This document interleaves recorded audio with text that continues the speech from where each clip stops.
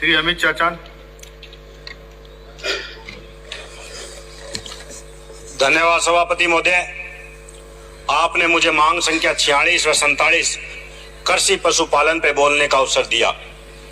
आज का ये विषय बहुत ही महत्वपूर्ण है। आज देश का किसान एक अन्नदाता के रूप में जाना जाता है, जो धरती माँ का सीना चीरकर अन्न पैदा करता है और पूरे देश नहीं बल्कि विश्व का पेट भरने का काम करता है।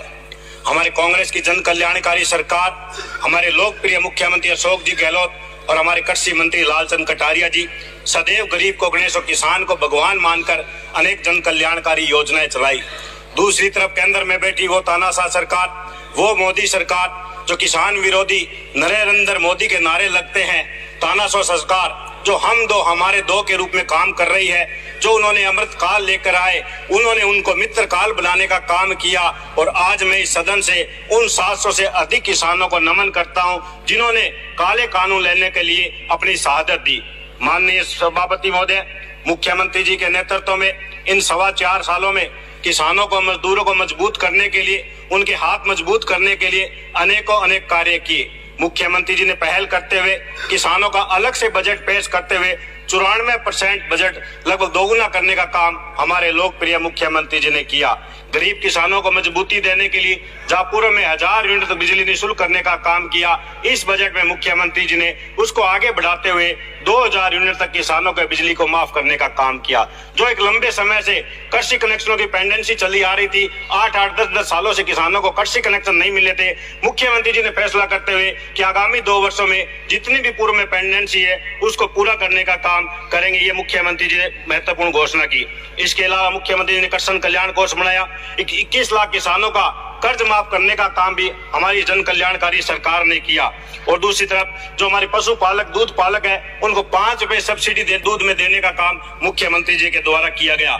इसके अलावा मुख्यमंत्री जी ने अपने पूर्व के कार्यकाल में जिस तरह से मनुष्यों के लिए निःशुल्क दवा जांच योजना लेकर आए थे, उसी तरह पशुओं के लिए भी निःशुल्क दवा जांच योजना लेकर भी मुख्यमंत्री जी ने क्रांतिकारी पहल की। और जो हमने लंपी रोग देखा, जिस तरह से कोरोना वैश्विक महामारी ने मुख्यमंत्री जी ने सभी दलों से, व्यक्तियों से मिलकर मीटिंगें कर उस कोरोना महामारी को खत्म करने का काम किया। उसी तरह जो हमारी गौ माताओं पे ये लंपी रोग जैसी महामारी आई थी, उसमें भी मुख्यमंत्री जी ने, कृषि मंत्री जी पहल करते हुए सभी से वर्चुअल मीटिंगें करते हुए इस रोग को खत्म करने का बहुत प्रयास किया।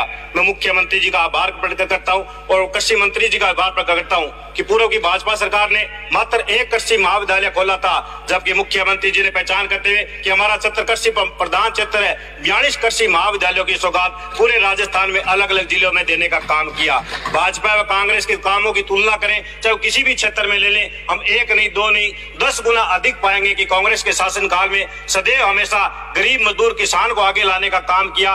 वहीं भाजपा की सरकार ने चंद पूंजीपति घरानों को भरने का काम किया। एक मैं कहता हूं, आज मान लीजिए सभापति महोदय, एक कहावत चलती है, जब भी कोई सच की बात आती है तो हम ये कहते हैं क्या तुम हरिश्चंद्र हो, तो आने वाले भविष्य में ये कहावत कहा जाएगी, जब भी असत्य में झूठ की बात आएगी तब यह कहा जाएगा कि आप नरेंद्र मोदी हो, क्योंकि नरेंद्र मोदी जी सदैव असत्य की बात करते हैं, आम जन किसान मजदूर के उज्जवल भविष्य को अंधकार में ले जाने की बात करते हैं। माननीय सभापति महोदय, समय का अभाव है, मैं कुछ मेरे क्षेत्र की मांग को आपको बताना चाहता हूँ। एक, मैं माननीय मंत्री महोदय से मांग करता हूँ कि मेरे नौर क्षेत्र में पशु चिकित्सालय व पशु विज्ञान महाविद्यालय खोला जाए, उसकी वहाँ भूमि भी उपलब्ध है। इसके साथ ही पशु केंद्रों में दुर्जाना, भगवानसर, जोकासर, रामका, नगरा सिंह, चैनपुरा, मालिया पशु केंद्र खोले जाए।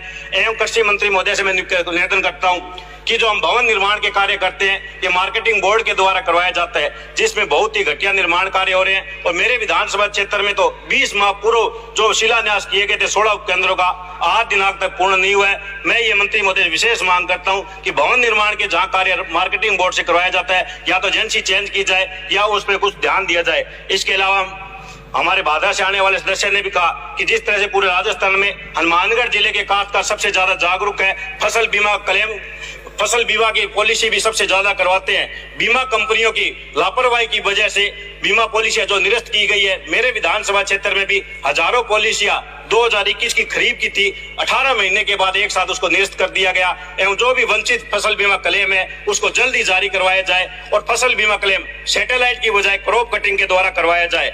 इसके अलावा जो खराबा अभी फसल में पाड़ा पड़ने से जो फसल खराबा हुआ है, मैं माननीय मंत्री महोदय से अनुरोध करता हूं कि उन काश्तकारों को उचित मुआवजा जल्दी से जल्दी दिलवाया जाए। एक जो सभी माननीय सदस्यों ने कहा कि चाहे वो तारबंदी की बात हो, चाहे वो डिग्गी की बात हो, चाहे वो पॉइंट की बात हो, जो लाटरी सिस्टम हमने कर रखा है उस लाटरी सिस्टम को खत्म करके पहले आओ पहले पाओ की तरफ करना चाहिए।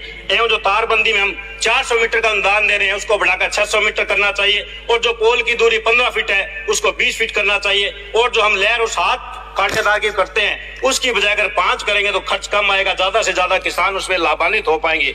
इसके अलावा माननीय सभापति महोदय, जो हम काश्तकारों को अपने सिंचाई जल स्रोत डिग्गी फार्म पावर ट्यूबवेल से जो पाइपलाइन का अनुदान हम मात्र 300 मीटर में 15,000 रुपए दे रहे हैं उसको भी बढ़ाकर 1000 मीटर किया जाए और कम से कम 50,000 रुपए का किया जाए, ये मैं आपके माध्यम से मांग करता हूं। माननीय सभापति महोदय, हम बात करें गौ माताओं की तो आज कांग्रेस शासनकाल में मुख्यमंत्री जी ने गौशालाओं में अनुदान बढ़ाने का काम किया, 32 से 40 पे करने का काम किया, 16 से 20 पे करने का काम किया, 6 महीने से 9 महीने का बढ़ाने का काम किया, नंदीशाला की खोलने की घोषणा की। जो मेरे नौर विधानसभा क्षेत्र में नंदीशाला खुल चुकी है, हनुमानगढ़ जिले में भी एक अन्य नंदीशाला का भी शुभारंभ हुआ है। इसके लिए मुख्यमंत्री जी का आभार प्रकट करते हैं कि आपने गौ माता की तरफ देखते हुए जो अनेकों ने कार्य कर रहे हैं उसके लिए अभी आपका बहुत बहुत धन्यवाद। आपने मुझे बोलने का अवसर दिया, इसके लिए भी आपका बहुत बहुत आभार, धन्यवाद।